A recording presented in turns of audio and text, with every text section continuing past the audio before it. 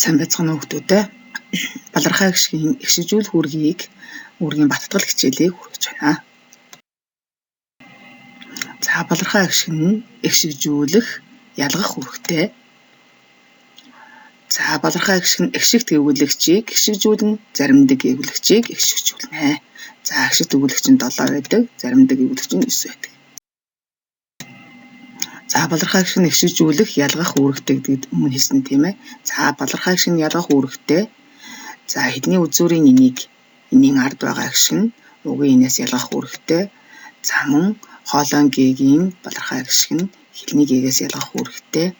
Мөн үйл үгийн хээгийн өмнө барилах 7 гişг нь ялгах үүрэгтэй байна. За балархай гişг хэдэн үүрэгтэй байна вэ? За нөхөр гэдгийн өө балархай гişг нь эрэг өгүүлэгчийг эгшижүүлж байна. За гих жишээтэйгээр балархай гişгийнхээ сумыг зураарай. За ямар өгүүлэгчийг эгшижүүлж байна уу, ялгаж байна уу гэдгийг нь зурж үзүүлнэ.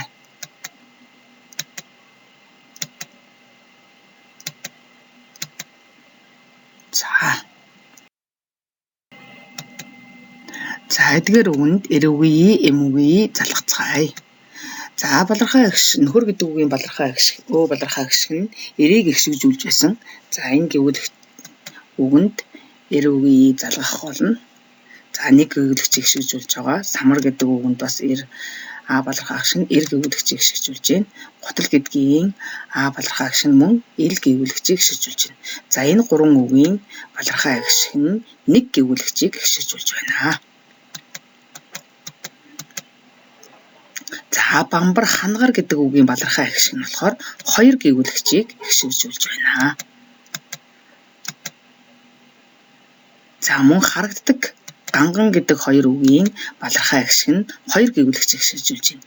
За яагаад хоёр гэвүүлэгчийг эгшижүүлснэг хэлээ.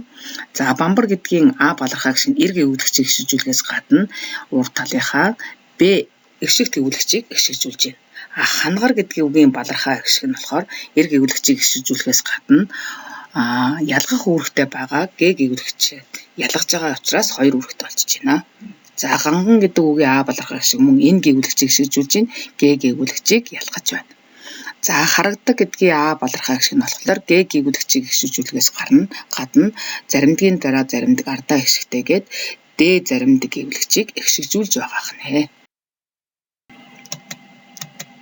За тэгвэл нэг үүргээр орсон балархай гişг нь гээгдэнэ, хоёр үүргээр орсон балархай гişгүүд нь бол гээгдэхгүй. За гэртээ дараах үгэнд ямар үүрэгтэй болохыг хэдэн гэвүүлэгч эгшижүүлж байгаа юм бэ? Хэдэн гэвүүлэгч ямар үүрэгтэй байгааг зураад эр үгийн эм үгийг залгаарай хүүхдүүдээ. Анхааран сонссон хүүхдүүдээ баярлалаа.